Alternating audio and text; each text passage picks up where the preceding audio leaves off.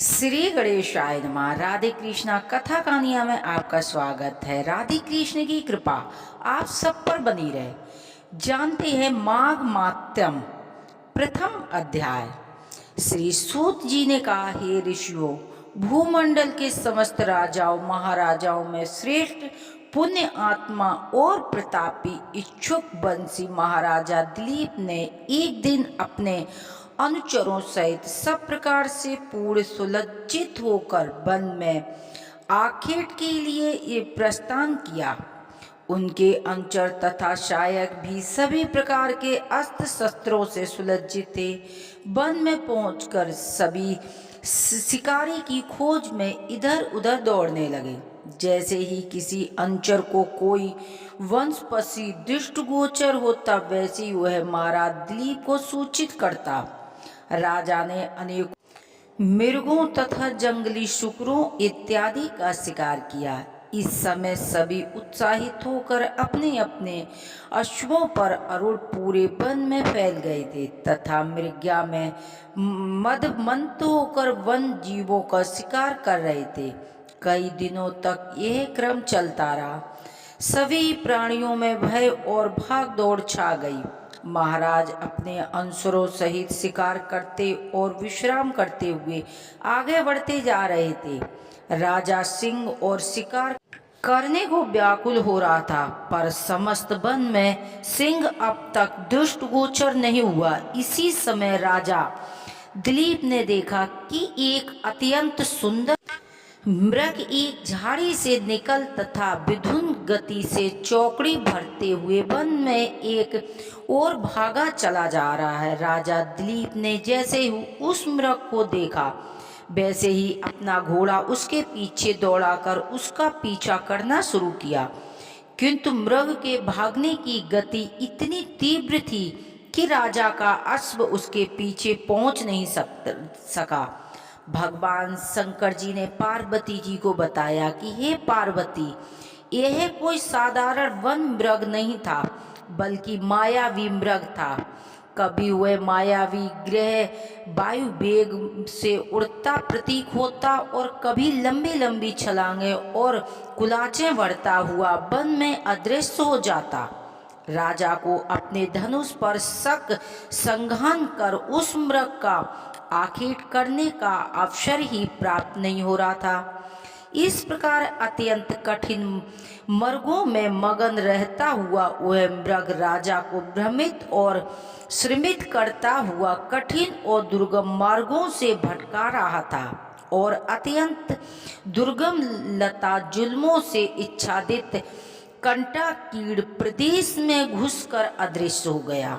राजा भी मृग के पीछे पीछे अपने अनुचरों सहित वन में उस दुर्गम भाग के प्रविष्ट हो गए, परंतु वह मायावी मृग वहां से लुप्त हो चुका था।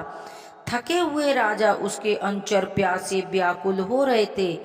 कुछ दूरी पर प्यास से व्याकुल राजा उसके अनुचर एक अत्यंत सुंदर और रमणीक जलाशय देखा। इस सरोवर की शोभा देख राजा उसके अनुचर प्रफुल्लित हो उठे। सरोवर का जल अत्यंत स्वच्छ, निर्मल तथा पारदर्शी था। जल में मछलियां विहार कर रही थी तथा मध्य भाग में सुंदर सुंदर कमल खिले थे। इस जलाशय को सुंदर और निर्मल जल को देखकर ही राजा का मन प्रसन्न हो गया और वह अपना सारा श्रम का क्रांति भूल गया था। सभी अपने अपने अश्वों से उतर गए और उन्हें जलाशय के किनारे के वृक्षों से बांधकर विश्राम करने लगे। थकावट दूर होने पर सबने सरोवर में स्नान किया और मध्याह्न संध्या बंदन करके भोजन किया। भोजन उपरांत राजा अपने अनुचरों सहित सरोवर के वृक्षों की छाया में विश्राम करने लगे। राजा ने रात्रि में उसी सरोवर के तट पर बिताने का निर्णय किया। भोजन करने और मसाले जलाने के बाद राजा और कुछ सेवक सो गए। कुछ पहरे देने लगे।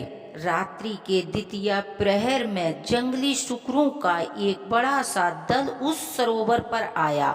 शुक्रों ने जंगल में घुसकर सरोवर के कमलों का भी जी भरकर भक्षण किया और जल पीकर अपनी भूख और प्यास मिटाई। सरोवर के जल और कमलों से शुक्रों दल अपनी भूख और प्यास शांत कर लौटने लगे। तभी उन पर राजा ने शिकारी दल तथा सैनिकों से अचानक तलवारों, भालों तथा बाणों से भयंकर आक्रमण किया।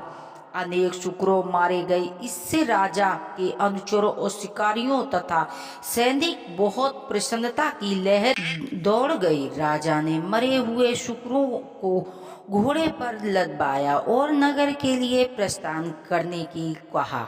महाराज दिलीप दल बल सहित जैसे ही प्रस्थान करने को उदित हुए, उन्होंने अपने सामने एक अत्यंत तेजस्वी और देवी भाषा संपन्न तपस्वी को देखा।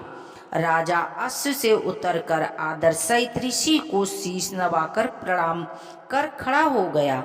यह तपस्वी कोई नहीं, महर्षि वैशानक थे। उन्होंने अपनी उग्र तपस्या तथा व्रतों की दिव्य शक्ति द्वारा महर्षि का पद प्राप्त किया था। महर्षि बैखान ने राजा से बहुमूल्य वस्त्र, आभूषण, सलिज्जत, दल बल को पहले ही देखकर राजा होने का अनुमान लगा लिया।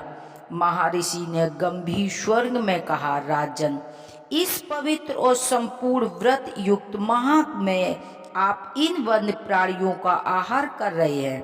यह बड़ा खेद है और बहुत दुख की बात है। यदि आप जैसे श्रेष्ठ राजा भी मांस, मदिरा और मृगा में लिप्त बने रहेंगे तो संसार का क्या होगा? साथ ही आपको स्वर्ग की प्राप्ति कैसे होगी? इसीलिए यदि तुम्हें स्वर्ग की प्राप्ति करने की इच्छा रखते हो तो माघ माह का स्नान प्रयागराज आदि दिव्य तीर्थों पर करो तथा माघ मास की महात्म कथा को पूर्ण श्रद्धा और भक्ति पूर्वक से सुनो। हे राजन, इससे निश्चय रूप से आपका कल्याण होगा और आपका उद्धार होकर आपको स्वर्ग की प्राप्ति होगी। ये माघ मातम का पहला अध्याय यहीं विराम हो रहा है। आरती जरूर सुननी चाहिए क्योंकि आरती के बिना कोई भी कथा अधूरी मानी जाती है।